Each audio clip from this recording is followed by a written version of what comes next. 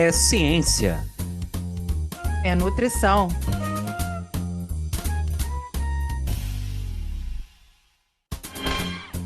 É nutrição. É ciência. Ciência Ciência da da nutrição. nutrição. Sejam todos bem-vindos, sejam todas bem-vindas a mais um episódio do nosso podcast Ciência da Nutrição, que tem como principais objetivos trazer informações novas e atualizadas sobre diferentes temáticas da área da ciência e da nutrição.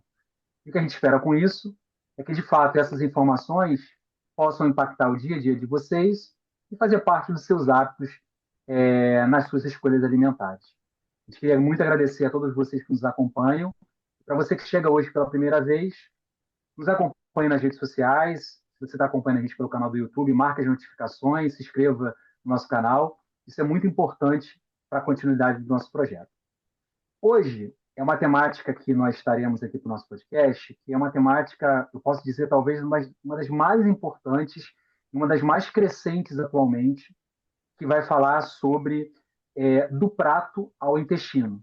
A nutrição, né, e a saúde intestinal, como nutrição, como estratégia para manejo de doenças crônicas. Essa é uma temática que vem crescendo muito hoje em dia. E para falar sobre essa temática, nós convidamos a doutora Rony Santos, que é nutricionista, professora, mestre e doutora em alimentação e saúde pela UERJ, pós-graduanda em nutrição clínica gastrointestinal e atende exclusivamente nessa área no seu dia a dia, com a sua prática nutricional voltada para a saúde do trato gastrointestinal, mas obviamente também toda a área de nutrição. Doutora Rony, muito obrigado pela sua presença. A gente fica muito feliz aqui em tê-la conosco no nosso podcast. Obrigada, Anderson, meninas, pelo convite. Eu queria começar elogiando a atividade de vocês e a disposição em estarem online. Isso é muito legal e eu acho que é um movimento que eu queria ver cada vez mais pessoas fazendo, em levar informação aqui, seja para o YouTube, para um podcast. Acho que isso é muito louvável, sair da universidade e encarar as telinhas. Parabéns mesmo pela iniciativa de vocês. E obrigada pelo convite. É realmente um prazer vir aqui conversar com vocês hoje. É isso. Para quem está chegando hoje, já são aí quase 3 anos fazendo esse trabalho. E você pode acompanhar não só esse podcast, esse episódio, mas outros episódios aí com temas bastante importantes. Rony, a gente, na verdade, a gente quando trabalha com a área da nutrição, né, e trabalha no nosso podcast, são muitas histórias diferentes, muitos caminhos diferentes. Então, nesse início do nosso podcast, a gente tem uma tradição aqui muito grande, tentar aproximar um pouquinho vocês que chegam e quem nos acompanha. Eu queria conhecer um pouquinho a sua história, como é que você chega na área da nutrição, né, por que escolheu a nutrição, e depois como é que você caminha para essa decisão de trabalhar um pouco mais com essa especialidade que você fala hoje para a gente. Certo. Eu falo que eu não escolhi a nutrição, foi a nutrição que me escolheu. Na época, quando eu escolhi um curso na faculdade, eu trabalhava durante o dia, eu não tinha outra opção a não ser fazer um curso noturno. E por destino, coincidência ou sorte, foi o primeiro ano que a Unirio abriu as portas para o curso de nutrição noturno da universidade. E eu fui feliz em ser selecionada no processo do SISU há um tempinho atrás. Foi assim que eu comecei. Era o que eu podia fazer naquele momento, era a minha melhor oportunidade, eu abracei. Eu lembro na época de não saber exatamente o que uma nutricionista fazia, mas eu falei: ah, eu olhei e li sobre a profissão, falei: vou fazer, vou tirar o melhor que eu posso daqui. Entrei no curso. E foi ali que eu descobri o poder da nutrição, foi ali que eu descobri o que que um nutricionista fazia. Eu sempre gostei muito de laboratórios e coisas do tipo. Então, dentro da universidade, eu acabei me envolvendo em projetos de pesquisa, projetos de iniciação científica. Gostava muito de ficar enfiada dentro de um laboratório. Então, caminhei nesse sentido dentro da academia, descobri o que que era pesquisa científica, o que que era um artigo. Na época tinha muito perrengue com inglês, não dominava o inglês ainda, foi realmente bem desafiador. E enfim, me aventurei nessa seara dentro da universidade e o caminho natural para quem faz iniciação científica e gosta é seguir para o meio acadêmico. Então, assim que eu concluí a faculdade, eu me inscrevi e fui aprovada num processo de mestrado. Depois, o caminho natural é fazer doutorado.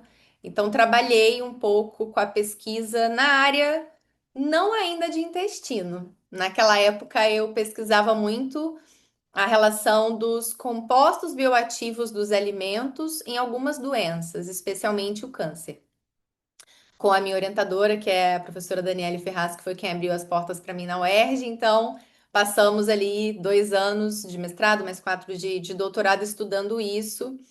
E tive a feliz oportunidade de fazer parte também do corpo de professores substitutos da UERJ durante um tempo, ensinando técnica dietética. Então, até aquele momento, eu estava no caminho acadêmico da nutrição. E era aquilo que eu me via fazendo para o resto da vida. Eu gosto muito de dar aula, gosto muito de falar, então aquilo sempre brilhou os meus olhinhos. E no meio da pandemia foi quando a coisa mudou um pouquinho para mim. Eu já atendia em consultório, eu sempre gostei da ponta, eu gostava muito da pesquisa, mas eu acabei indo para o consultório para complementar minha renda naquele momento. Infelizmente, naquela época, as bolsas não eram, né, compatíveis com os para arcar todos os nossos custos de vida. Eu precisava me bancar sozinha. Eu acho que elas ainda demandam algum reajuste, mas enfim.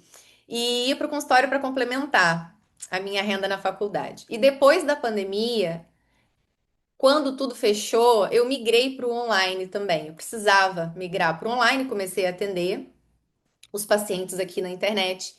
E já tinha alguma presença nas redes sociais também, já gostava de fazer, e eu comecei a receber muita demanda de intestino. Até aquele momento eu trabalhava muito com foco em emagrecimento, comportamento alimentar, estilo de vida. Então eu era uma nutricionista que trabalhava muito essa questão do comportamento e do emagrecimento. E eu comecei a receber muitos pacientes com queixas de intestino que eu não sabia, não tinha muita certeza como resolver. E como foi aí que eu comecei a estudar sobre, eu já tinha lido muito sobre isso no campo dos compostos bioativos, quando a gente fala de como que esses compostos interferem na saúde do intestino, da microbiota, das bactérias intestinais. Então eu já conhecia um pouco desse mundo, mas não conhecia a ponta. E aí foi recebendo essas pessoas que eu comecei a estudar, acabei entrando numa pós-graduação específica para isso, que é onde eu estudo até hoje. E foi uma área que, assim, eu me descobri muito útil naquilo ali. Eu sabia fazer aquilo, eu conseguia gerar resultado para as pessoas. E eu vi o impacto da nutrição na vida delas de uma maneira que eu ainda não tinha tido a oportunidade de ver. Pelo menos não de maneira tão rápida, sabe? O emagrecimento, ele gera muita transformação, é uma necessidade com certeza, mas ele é lento, ele demanda muito. E nos pacientes com questões intestinais, a gente pode ver, falando, né, talvez até de maneira errônea, mas de maneira mais rápida, a gente consegue ver os pacientes mudando de um mês para o outro, assim, já um pouco as queixas e tudo mais. E fui para lá, fiquei lá. Continuo na área da saúde digestiva e intestinal, é a área que eu realmente me achei, assim, me encontrei dentro da nutrição. Continuo dando aula de maneira de maneira menor, né? Contribuindo de maneira assim, de forma como convidada mesmo na universidade, mas abri mão, posso dizer que abri mão da carreira acadêmica para ficar aqui na ponta do consultório e ajudar na prática essas pessoas com questões, né, de digestão, de saúde intestinal, que, enfim, hoje a gente sabe que tem ligação com vários eixos, né, na nossa saúde, mas, assim, transformando uma história grande em curta, esse foi o caminho que me fez chegar aqui na saúde intestinal hoje. Legal saber a trajetória, e eu acho que o mais importante é que a gente começa a ter um profissional na ponta e cada vez mais capacitado, né, que teve a sua formação. Animar, eu queria agora então entrar com você numa questão agora mais específica do nosso tema, Uhum. mas numa questão talvez mais básica, né? Hoje se fala muito de intestino, a verdade é essa. E eu me lembro até hoje, nas minhas aulas na faculdade, como quando a gente teve aula sobre intestino, a gente é um órgão que a gente fala assim, nossa, como é que mexe com tudo, né? Eu queria que você, de repente, fizesse um resumo um pouquinho, eu sei que não é fácil, né? Eu vou te perguntar agora. O que é esse órgão, né? E quais são as diversas funções que ele tem em termos de mexer com vários eixos do organismo, né? O que acontece ali, né? Obviamente que a gente falar, quando o alimento bate ali, há um processo digestivo, mas é muito além disso. E talvez as pessoas que não são da área não consigam entender. Eu acho que tem muita gente que, nossa, saúde intestinal, a gente fala de fibra, fala de muita coisa, mas vai muito além disso. Eu queria que você, de repente, desse um resumo para a gente do que aquele, qual a importância daquele órgão ali nesses vários eixos que existem. Certo. Partindo, né, deixando de lado a função que talvez foi a primeira, né, do intestino, que é o final da digestão e absorção dos nutrientes, que é por si só uma função muito nobre, né? Tudo que a gente come precisa passar pelo intestino para chegar onde tem que chegar. E Muito só aí eu importante, acho que a diga de gente. passagem, né? E Oi? muito É, importante, diga de passagem. Desculpa se interromper. Esse processo absortivo é um processo muito importante ali de vários nutrientes que só ali acontecem. exatamente. Então, só aí a gente já tem, talvez, grande parte, né, de toda a orquestra do intestino. Ser responsável por absorver o que a gente come é muito importante, né? Não basta só comer bem e não absorver bem esses nutrientes, e para isso a gente precisa ter um órgão saudável. Mas para além da questão da digestão final e da absorção dos nutrientes, o que se sabe sobre o intestino e que leio muito até hoje tem relação com todas as substâncias que são produzidas ali que têm papéis diferentes no nosso corpo. Então, são muitas, cada dia a gente descobre uma nova, mas o intestino, ele é responsável também pela síntese de hormônios, que são importantes para a regulação de emoções no cérebro, para a questão da saciedade, para a questão do metabolismo. Para além disso, a gente tem a produção de algumas vitaminas ali também. A gente tem metabólitos, que são substâncias produzidas pela microbiota intestinal, que eu acho que é a grande responsável por todos essas funções, né? A maior parte dessas funções é atribuída à microbiota, que é um conjunto de bactérias que não só bactérias, né? Na verdade, a nossa microbiota é formada por outros micro-organismos, mas principalmente bactérias, que colonizam, elas moram ali no intestino e se alimentam do que a gente se alimenta. Então, o que a gente come tem relação total com a saúde das nossas bactérias intestinais, e a partir da alimentação, da fermentação desses alimentos, elas produzem diversas substâncias que têm funções no nosso corpo. Então, desde vitaminas até ácidos graxos de cadeia curta, que são também substâncias importantes na regulação do metabolismo hepático, do cérebro, e de uma forma geral. Cada vez mais a gente descobre um órgão que se beneficia com algum produto da fermentação das bactérias. Para além disso, elas também transformam os alimentos que a gente consome. Puxando a sardinha para minha área, que é a área dos compostos bioativos, muitos compostos bioativos, na verdade, a ação deles é atribuída não ao composto, mas ao produto daquele composto depois que ele é fermentado pelas bactérias. Então, não adianta só consumir o alimento, a gente precisa dessas bactérias para transformar esse alimento para a gente em uma substância que sim vai ter a sua ação no nosso corpo. Então, o intestino, ele coordena o nosso metabolismo, as nossas emoções, os nossos hormônios, a qualidade dos nutrientes que a gente absorve, a saúde da nossa imunidade, né? A nossa imunidade mora no intestino. Então, morar num ambiente que não tá saudável, que tá bagunçado, não deve ser tão interessante. Então, a nossa imunidade, ela responde ao ambiente intestinal. Então, muitas doenças autoimunes, doenças em que a imunidade tem um papel importante, tem no intestino um meio de controle também interessante pela produção de anticorpos. Enfim, aí a gente entra no caminho da imunidade, né? Então, eu tenho um professor que fala que o intestino, ele não é Las Vegas. O que acontece no intestino não fica no intestino. Então, hoje em dia, cada vez mais a gente consegue descobrir meios pelos quais o intestino interfere nas doenças, né? Ou interfere positivamente ou negativamente. Então, estudar esse órgão é essa complexidade aí, de entender o que que acontece com os alimentos, como a microbiota se comporta e como essas substâncias alteram as nossas funções orgânicas. Então, modéstia à parte, vou puxar a sardinha pro meu forno. É o órgão mais sensacional do corpo humano, né? Eu sou apaixonada por estudar esse órgão. Então, ele é muito mais que só absorção. E olha, se ele fosse só um órgão de absorção, já seria muito incrível, né? Mas a gente vai muito além disso, é muito legal. Eu acho que você de casa já começou a compreender, né, o porquê que a gente escolheu esse tema, né, e como é que ele tem crescido hoje em dia do ponto de vista científico. Mas para contribuir, né, com a gente, eu queria chamar o Guilherme. Guilherme, qual recadinho que você traz aí para o nosso ouvinte com relação a essa temática?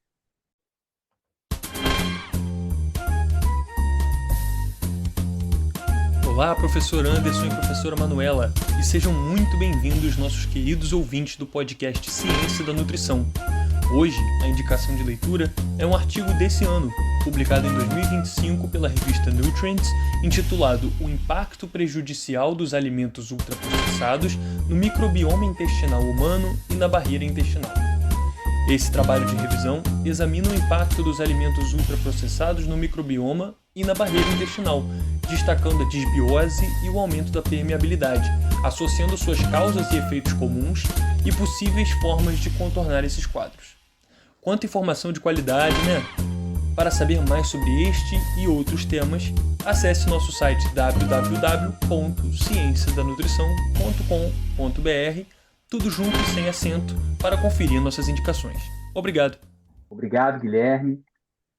Doutora Rony, eu queria agora entrar numa questão agora que pode parecer simples, mas não é. E eu queria, de repente, ouvir um pouco da sua experiência, Uhum. porque chegam muitos casos de algumas demandas, alguns sintomas, né? E como é que a gente pode, de maneira assim, um pouco mais prática para quem nos ouve, né? Obviamente que cada caso é um caso, a gente sabe disso, e a procura por um nutricionista, mas talvez te ouvindo, as pessoas vão se sentir até estimuladas, né? Quais são os principais problemas hoje, as principais queixas que a gente tem no consultório em relação à saúde intestinal? E como é que a gente pode melhorar isso com pequenas mudanças? Quais alimentos que devem ser inseridos? Mais ou menos o que você vem trabalhando na sua prática clínica? Certo.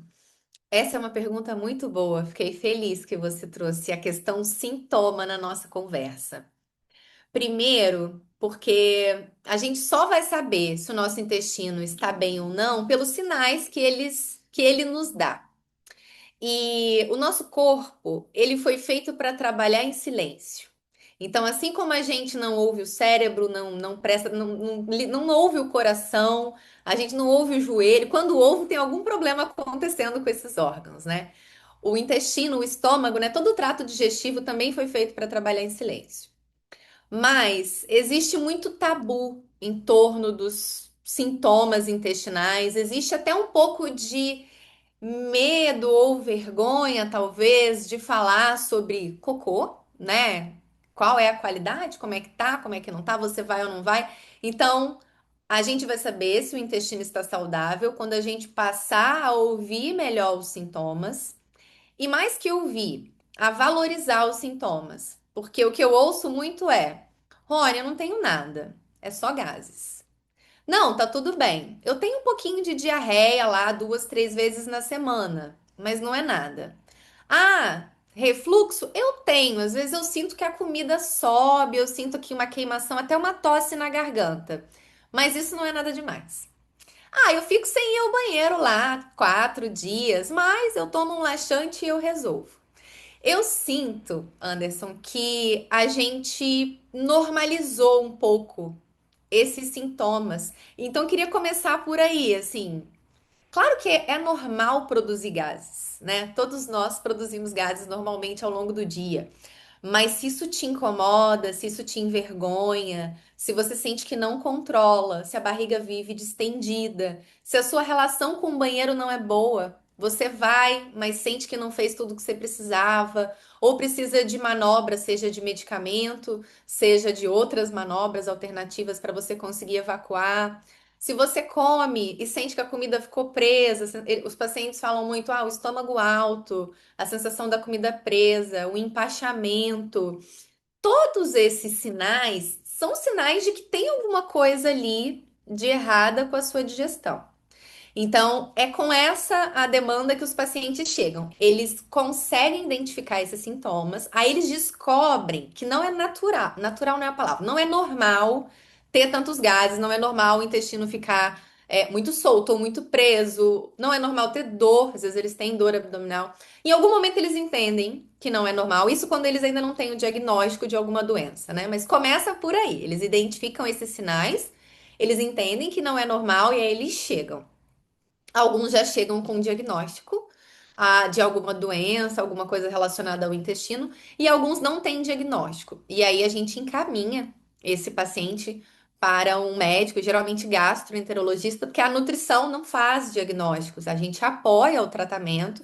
Então a gente identifica que aquele paciente pode ter algum problema e junto com o gastro a gente cuida. E aí, a depender do problema daquele paciente, a gente tem uma série de protocolos e caminhos que a gente pode seguir.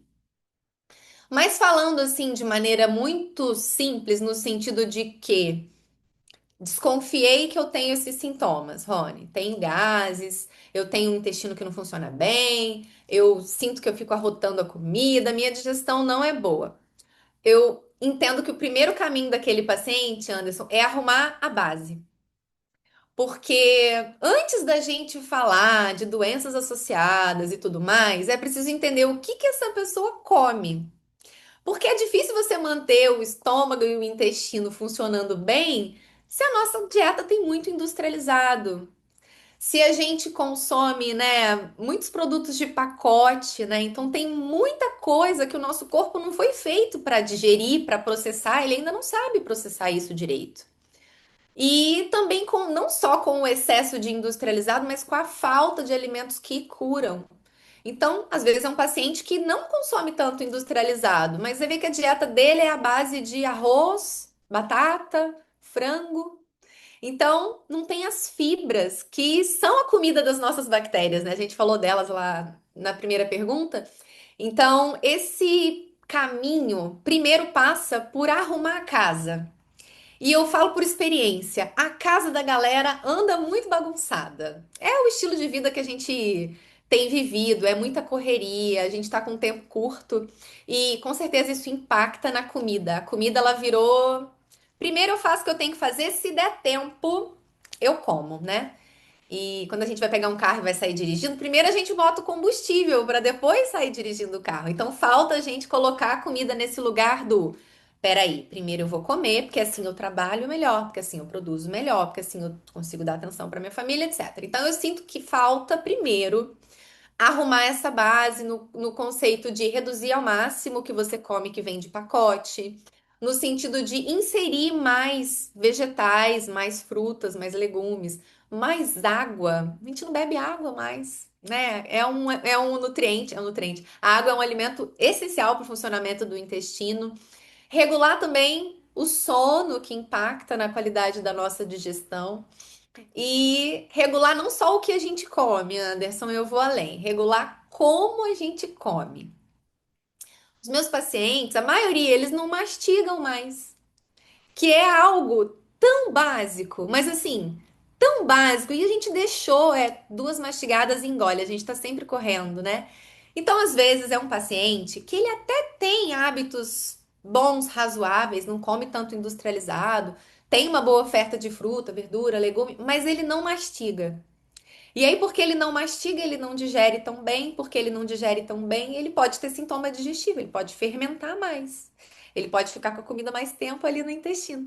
Então, antes mesmo da gente falar de toda a complexidade que é as doenças do intestino, a gente tem que falar de como você come, a sua casa está arrumada, a sua comida tem boa oferta de alimentos que ajudam, regulamos a oferta dos alimentos que não ajudam tanto, tem água, a gente está dormindo bem.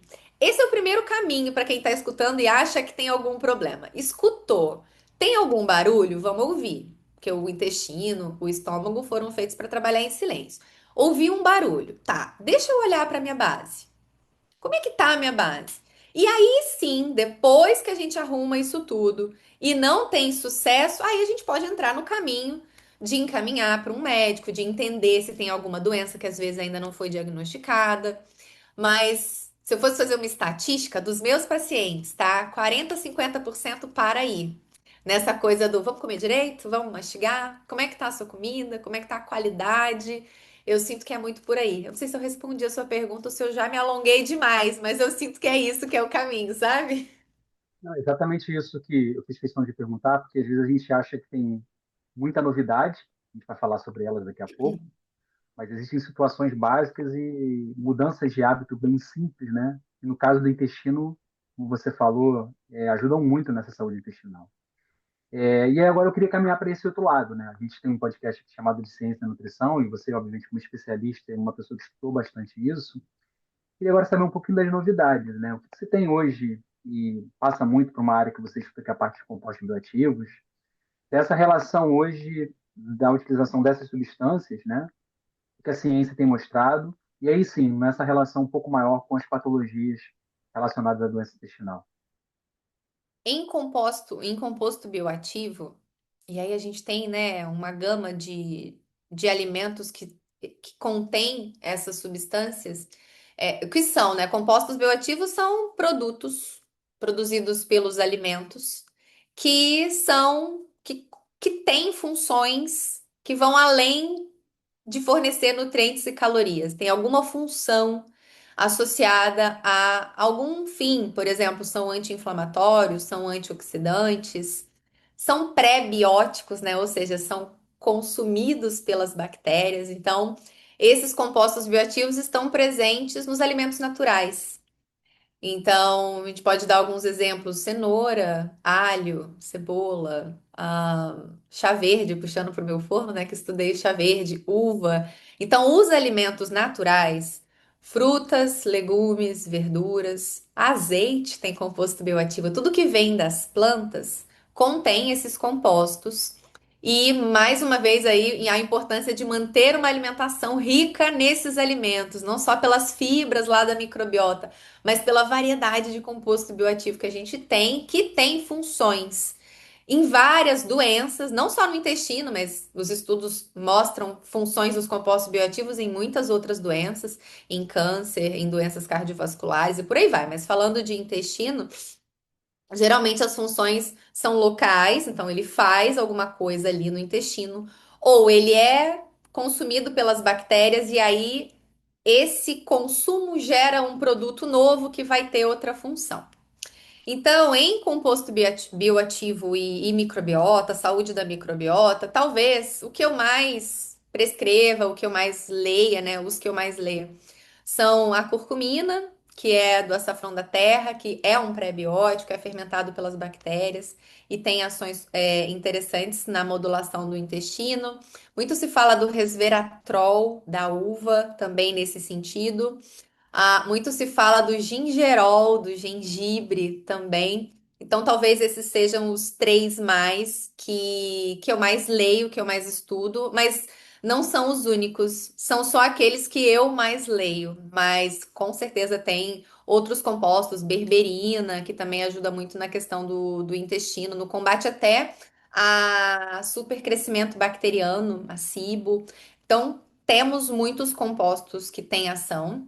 Alguns podem ser administrados por um profissional capacitado na forma de manipulado, mas nada impede, eu sempre puxo a sardinha, porque eu vim daí, né? Nada impede que as pessoas incluam esses alimentos no sentido de manter a microbiota saudável, né? Raízes, ervas, temperos, os compostos aromáticos dos temperos, orégano, coentro, tudo que tem muito cheiro, limão. Esses compostos têm muita função na saúde intestinal, então nada impede que a nossa comida também traga esses componentes de maneira natural. E se em algum momento for necessário, a gente pode aplicar isso na forma de fitoterápico através de uma prescrição, de uma manipulação ou da compra de um produto pronto. Mas no sentido de manutenção e de saúde intestinal, trazer esses alimentos na dieta já tem muito benefício, com certeza. Eu não teria como fugir dessa pergunta, né? Sei que Acho que é um assunto recorrente, mas eu acho que num podcast de saúde intestinal a gente não tem como não falar disso, né? Queria que você explicasse um pouquinho essa diferença de pré-biótico, probiótico, né? Até porque você falou aí. E se de fato hoje cientificamente há benefícios da utilização desses alimentos ou de determinadas substâncias, de determinadas culturas, né, para a saúde intestinal.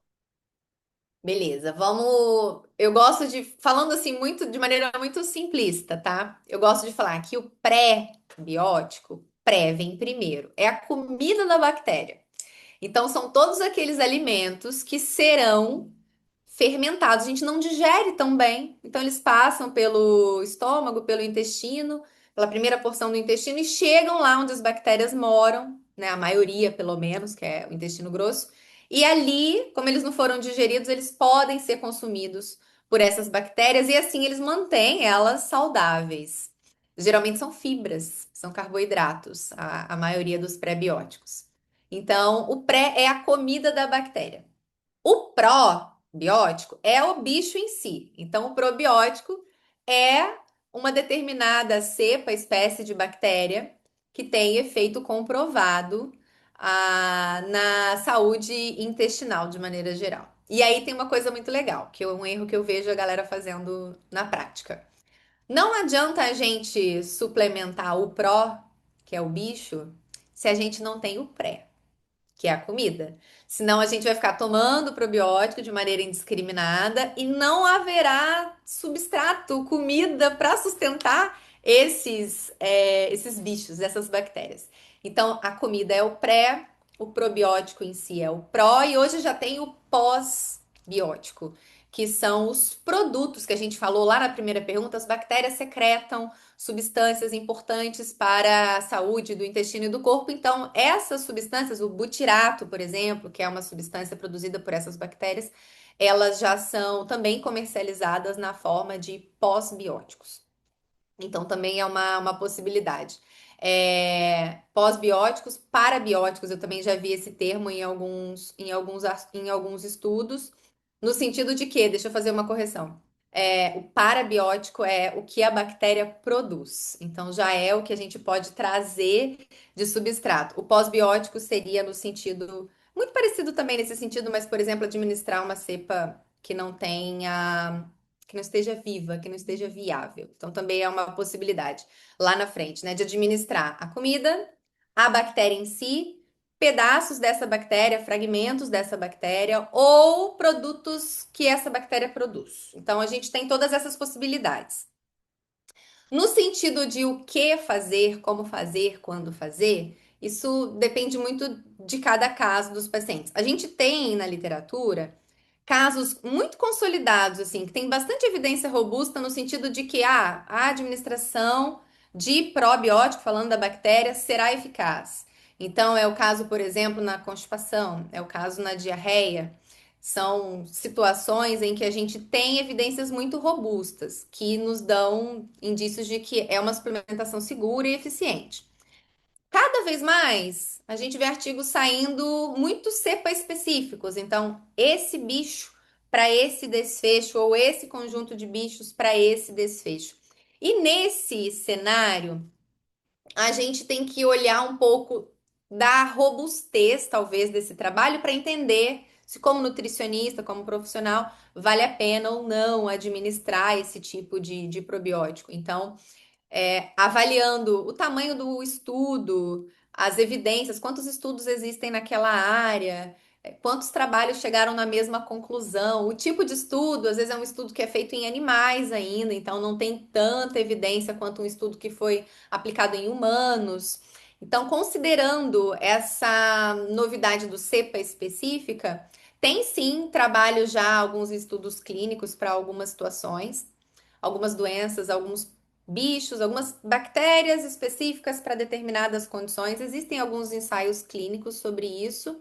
Ainda são poucos, e eles são muito pulverizados. Como nós temos muitos bichos, né? Tem muitas bactérias e muitas possibilidades de estudo, eu vejo esses estudos muito pulverizados. O que eu entendo de tudo que eu li, das conclusões que eu cheguei sobre a administração dos probióticos, é que existe. Eu gosto de dar o exemplo da floresta amazônica. a floresta amazônica, ela é o que é pela variedade da diversidade da flora que lá mora. Então, se eu pegar a floresta amazônica, derrubar tudo e plantar só castanha do Pará, ela não vai ter a mesma força, a mesma biodiversidade que ela tem e a importância que ela tem. Ela é o que é pela diversidade. Eu entendo a microbiota assim também. E existe até alguns trabalhos na literatura que falam sobre redundância da microbiota, justamente relacionado a isso. Não necessariamente a gente conhece uma microbiota assim, é esse com esse. Na verdade, a gente sabe que em conjunto, e esse conjunto ninguém sabe muito bem qual é, ainda é um iceberg, né? A gente está na pontinha. Em conjunto, essas bactérias têm funções muito benéficas, e quanto maior for a diversidade dessas bactérias, melhor. Esse é o maior nível que eu cheguei de evidência até esse momento, dentro do que eu leio. Então, eu sempre procuro, na minha prática, eu gosto de olhar para a redundância da microbiota. Então, eu gosto mais de trabalhar a questão da variedade, da diversidade, de administrar bactérias nesse sentido, para casos em que há a indicação, do que da cepa específica, esse bicho para esse desfecho. Não que eu não tenha feito, porque tem algumas evidências já rasas sobre isso. Mas, via de regra, quanto mais bichinhos estiver morando dentro da nossa barriga, quanto maior for essa variedade, maior o benefício. Cada bactéria produz um substrato diferente, tem uma função diferente, coopera com pessoas diferentes. É como a nossa sociedade de pessoas. A gente é o que é pela nossa diversidade. Então, dentro dos estudos da microbiota, vale, até onde leio e até onde entendo a microbiota, a diversidade. Claro que haverão novos estudos, cepa específica, agora tem até espécie cepa, né? Tá ficando cada vez mais afunilado. Isso é o que vai vir no futuro, daqui a pouquinho a gente vai entender a aplicação, né, com mais robustez, mas já é seguro falar sobre diversidade. Eu acho que é o que a gente tem de maior impacto nessa área hoje, do que eu leio até o momento. Caminhando agora para o outro lado, doutora Rony, a gente sempre pede ao nosso convidado, nossa convidada, que escolha uma imagem, né, que represente, quem estiver acompanhando a gente aí nas plataformas de streaming de áudio, convida vocês a visualizarem a gente lá também, até para ver essa imagem no nosso canal do YouTube. Vou pedir para a nossa equipe aí projetar essa imagem. A minha pergunta é: foi fácil, foi difícil escolher uma imagem que representasse o seu trabalho, a ciência da nutrição? E o porquê da escolha dessa imagem? Que é uma imagem bastante bonita, para quem não está vendo, acho que é um livro aberto, com várias páginas, mas um livro que parece um pouco antigo. Enfim, vou deixar você descrever um pouquinho aí e falar um pouco a escolha dessa imagem. Quando me pediram para pegar essa imagem, eu tive dificuldade, sabia? Eu falei, gente, ciência da nutrição, passou tanta coisa pela minha cabeça. Aí depois eu parei, fiquei pensando, e quando a gente fala de ciência, a gente fala muito sobre aprendizado. A ciência é um pouco frustrante, porque a gente sabe de uma coisa hoje, aí amanhã já muda, depois muda de novo, e a gente precisa aprender a reaprender, o que é muito difícil, né? A gente aprende um determinado conceito, se apega às vezes a ele, e aí, um tempinho depois, vem um estudo novo e fala assim: não, na verdade, não é bem assim. É a história do ovo, né? Do ovo do colesterol, enfim. E eu coloquei o livro por causa disso, para representar essa questão do aprendizado constante, sabe? Da gente realmente sempre precisar se debruçar num livro. Eu peguei um livro porque eu achei que era mais representativo do que um artigo científico, sabe?